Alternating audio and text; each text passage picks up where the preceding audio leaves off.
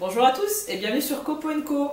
Alors aujourd'hui, je me propose de vous donner mon avis sur la ponceuse à bande Parkside 600 watts. Attention, pas un seul modèle. Je vous propose de vous donner mon avis sur celui-ci, le PBS 600, mais également sur celui-ci. Alors je ne l'ai pas en vrai, mais je l'ai en photo, regardez. Vous allez peut-être le reconnaître. En ce moment, il y a des publicités pour le vendre dans les magasins. Bon, il y en a de façon très régulière, tous les 6 mois ça revient. Et vous envisagez peut-être de l'acheter. Moi, c'est ce que j'ai fait il y a quelques mois. Et je ne l'ai plus pour une très bonne et simple raison, c'est que ça ne s'est pas très bien passé. Et qu'à la place, du coup, j'ai reçu celui-ci qui fonctionne un petit peu mieux.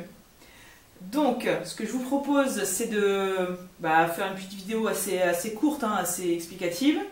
En plusieurs points. Déjà, pourquoi est-ce que j'avais acheté Parkside? Comment ça s'est passé avec le petit modèle qu'on voit là, avec le petit capot rouge sur l'avant. Ça permet de le distinguer. Il a un capot rouge et puis il a une poignée qui est inclinable.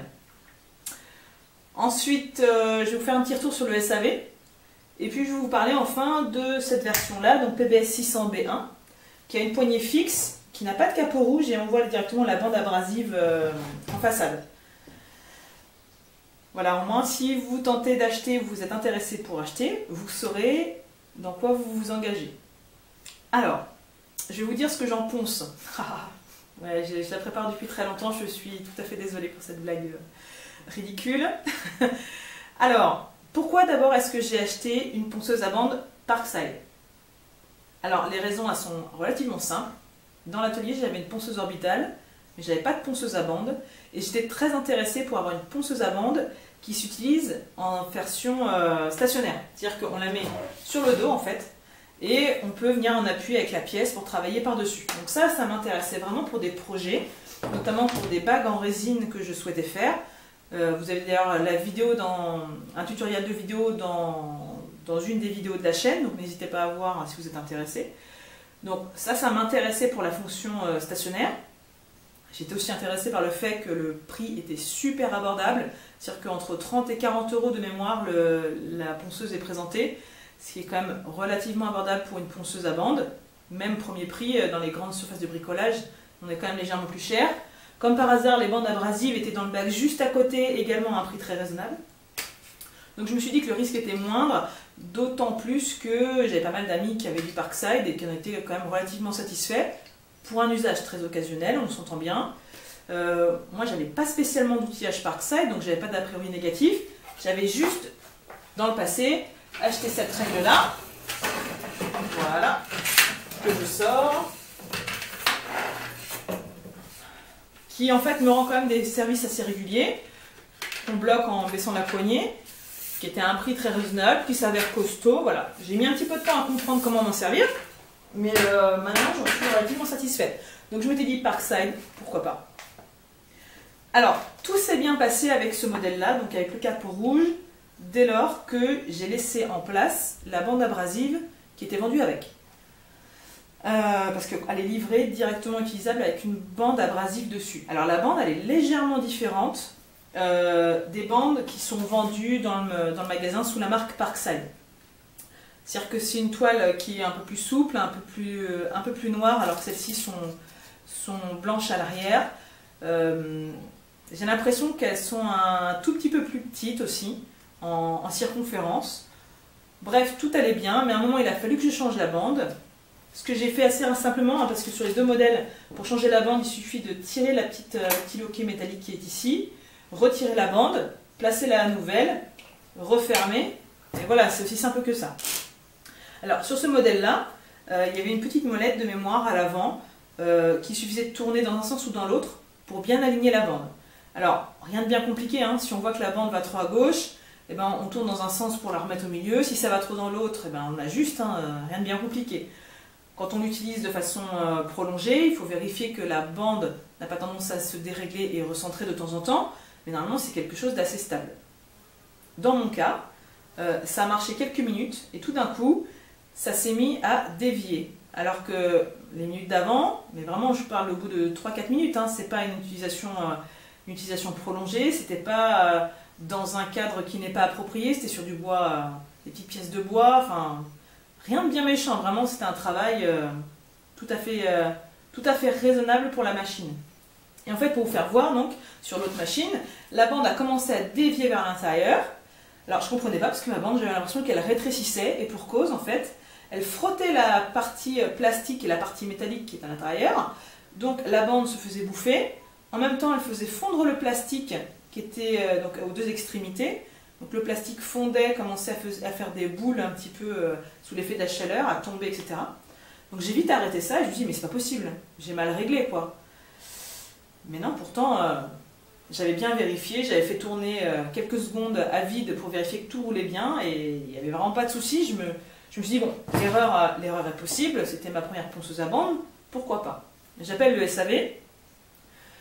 Donc en fait, il faut savoir que visiblement pour Lidl, quand vous faites l'achat en magasin, je crois sous 15 jours ou un mois, vous pouvez faire le retour directement en magasin, mais passé ce délai, il faut appeler une plateforme qui ouvre un dossier de sinistre en gros à votre nom et après on vous recontacte pour vous expliquer les suites à donner. Donc dans mon cas, mais peut-être 3 semaines après, on m'a envoyé une étiquette retour, donc il a fallu que je dépose dans un point relais ou alors je crois qu'il était possible de le retirer à domicile.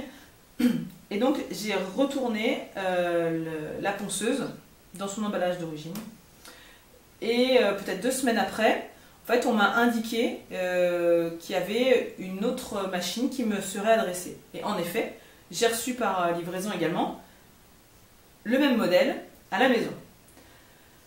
Bon, je me suis dit, on va essayer de ne pas faire les mêmes bêtises, quand bien même j'étais convaincue de ne pas spécialement en avoir fait. Et donc j'ai repris mon travail. Et en effet, encore une fois, il y avait la bande abrasive qui était mise sur la machine. Et ça se passait très bien avec la bande abrasive qui était sur la machine. Et à un moment, il a fallu encore que je change la bande abrasive. Et donc c'est ce que j'ai fait. J'ai remis une autre bande abrasive, toujours que de la marque Parkside que j'avais acheté dans le magasin. Et ça m'a refait la même. Mais vraiment de façon instantanée. Donc là, j'appelle de nouveau le SAV. Et je dis, écoutez, je comprends pas. Est-ce qu'il y a un problème? Est-ce qu'il y a quelque chose que je fais mal? Parce que c'est pas possible.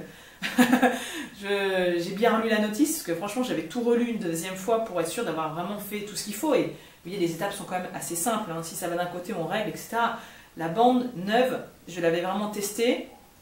Je l'avais laissée beaucoup plus longtemps la deuxième fois à tourner dans le vide pour vérifier qu'il n'y avait pas de variation. Et en effet, elle tournait bien. Mais dès lors qu'on mettait du bois en applique dessus, ben la bande se mettait à légèrement dévier sur l'arrière de la machine ici. Et puis ça commençait à manger gentiment. Et puis ainsi de suite. Et voilà, à la fin, c'était plus du tout utilisable.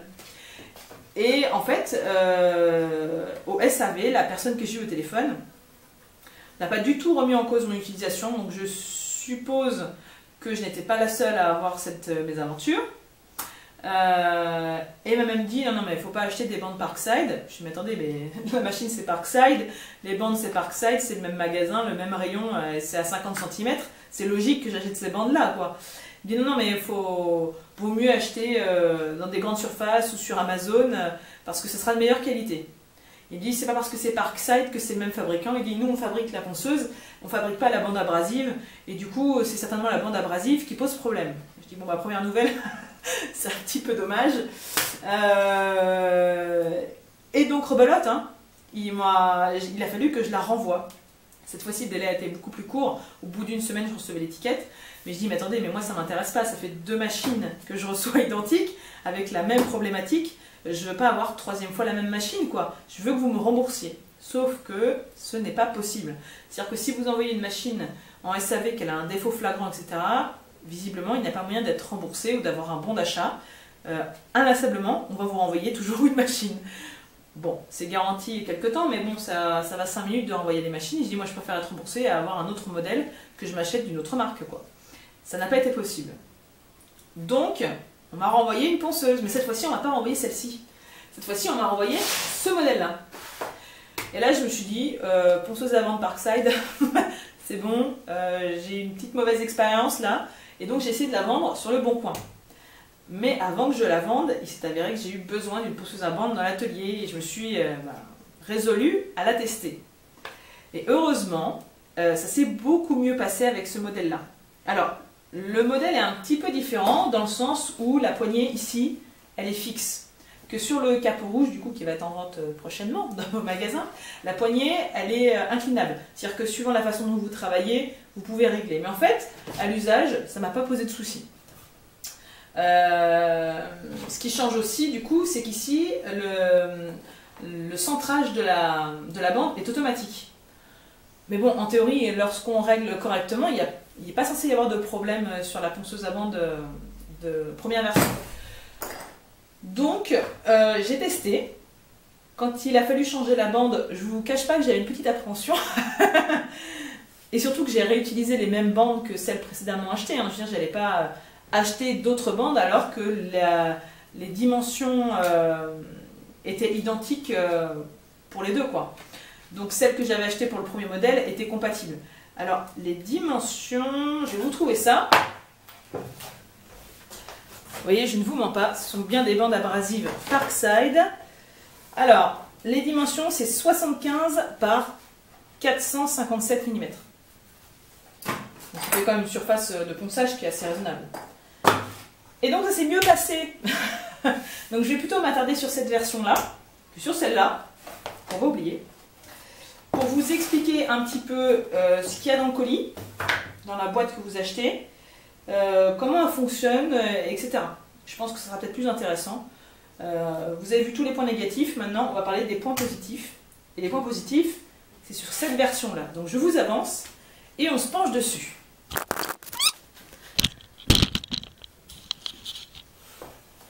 Autant la mettre en lumière. Il y a le tuto sur les vidéos si ça vous intéresse. Alors, de quoi est composée la boîte de la Parkside PBS 600B1? Alors vous avez la ponceuse avec une bande abrasive qui est montée d'origine dessus. Vous avez ici un bloc filtre que vous mettez sur la sortie d'air, voilà, qui vient s'enclencher ici. Si vous n'utilisez pas ça, vous avez également des manchons qui sont prévus.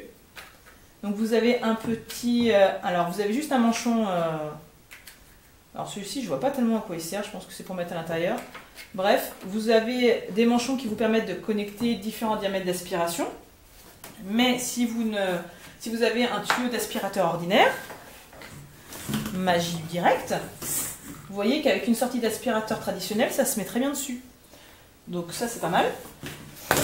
Alors, ça c'est les accessoires. Vous avez également deux petits serre-joints métalliques qui sont pourvus d'une tige. Sur la ponceuse, vous avez un variateur de vitesse qui se trouve ici. Donc vous pouvez très facilement changer. Il y a 6 vitesses qui sont prévues. Si vous souhaitez verrouiller le fonctionnement, ici vous avez un petit bouton de verrouillage, voilà, qui tient verrouillé. Et ça c'est très important parce que quand vous souhaitez l'utiliser en mode stationnaire, et ben du coup elle se tient en position allumée. Donc ça c'est quand même assez intéressant, ça vous évite d'avoir une main sur la gâchette et vous pouvez du coup avoir les deux mains sur votre pièce de bois que vous êtes en train de travailler par exemple, ou votre pièce de métal. Donc ça c'est plutôt bien, pour le déverrouiller il suffit d'appuyer une fois.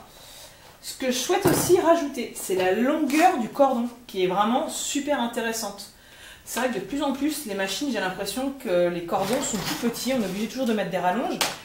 Mais là, je vous mens pas, regardez-moi ça, il y a vraiment de la longueur, ça déroule, et ça c'est vraiment pas mal. Parce que autant on peut l'utiliser en stationnaire, qu'on peut aussi l'utiliser à main levée, quoi. Donc quand on a besoin de se déplacer sur un plateau, qu'on est en train de poncer, c'est très appréciable d'avoir cette longueur de cordon. Je vais vous faire voir comment on la met en position stationnaire du coup, parce que c'est quand même un petit plus de la machine. Donc pour ça, rien de bien compliqué. Alors, vous voyez, j'ai mon établi mais qui est un petit peu épais. Donc j'ai rajouté des petites planches pour figurer un établi traditionnel ou un petit plan de travail. Alors, il suffit de la retourner. Hop. Il faut juste que je me mette du bon côté. Voilà. Alors en fait, du côté où il y a la sortie d'aspiration, ici vous avez un orifice et un autre ici au niveau de la poignée. Et c'est là-dedans que vont venir se ficher les deux petits serre-joints. Et du coup, vos serre-joints, une fois que la machine elle est à l'horizontale, elle est bien stable parce que le dessus il est plat, vous serrez ça. Voilà.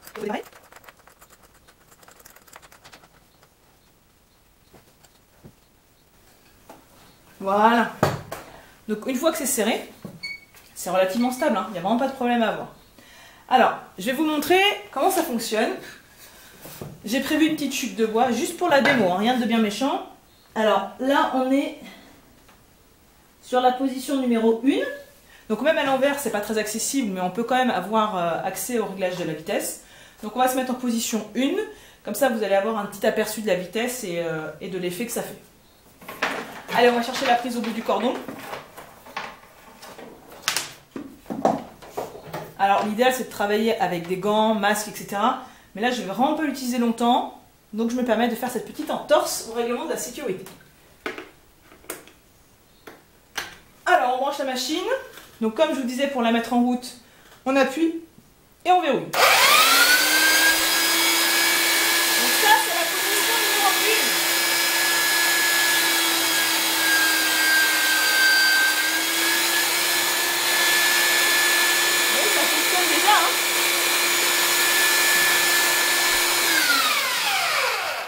Donc ça tourne à une allure tout à fait raisonnable. Pour des tout petits travaux, ça peut tout à fait suffire quand on veut juste mettre une planche en contact de l'abrasif très doucement. Je ne sais pas si on peut le voir, mais vous voyez déjà ça a entamé un petit peu la planche de pain. Pourtant c'est resté que quelques secondes. Alors bien sûr le grain est assez gros, donc ça y va beaucoup plus vite. Et pour voir la différence, je vous propose de monter à la vitesse maximum. Allez, c'est parti, vitesse numéro 6.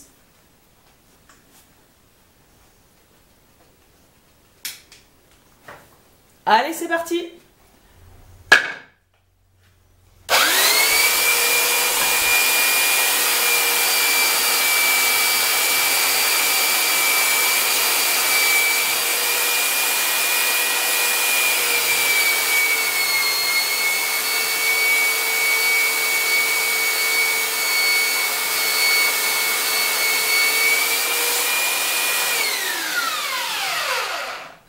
Donc vous voyez, ma planche, elle était incurvée et c'est déjà quasiment plat. Donc, ce qu'il ne faut pas oublier par contre, c'est qu'on essaie de ne pas appuyer la pièce sur l'abrasif quand c'est en position stationnaire. C'est pas la pièce qui doit appuyer sur l'abrasif, c'est l'abrasif qui doit gentiment venir en contact avec la pièce et travailler tout doucement. C'est pour ça aussi qu'il faut bien veiller à utiliser la largeur, si possible, de l'abrasif, de façon à ne pas user prématurément un côté et bien faire travailler l'ensemble de la largeur de la ponceuse. Donc vous l'aurez compris, pour ce modèle, je suis relativement satisfaite. Donc si vous envisagez d'acheter une ponceuse à bande à un tarif plutôt raisonnable, je vous dirais pourquoi pas celle-ci. En tout cas, de mon côté, l'expérience que j'en ai, les différents usages que j'en ai eu, j'en ai un ressenti qui est plutôt positif.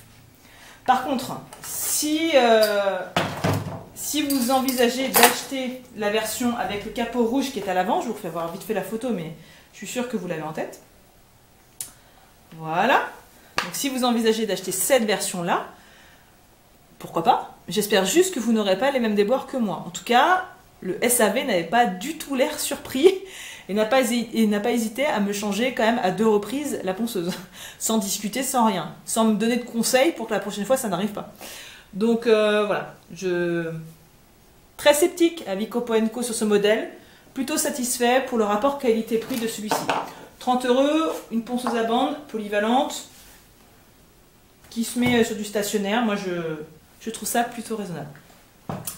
Donc voilà, écoutez, j'espère que cette vidéo vous est utile. Si c'est le cas, mettez un petit pouce bleu en dessous, ça fait toujours plaisir.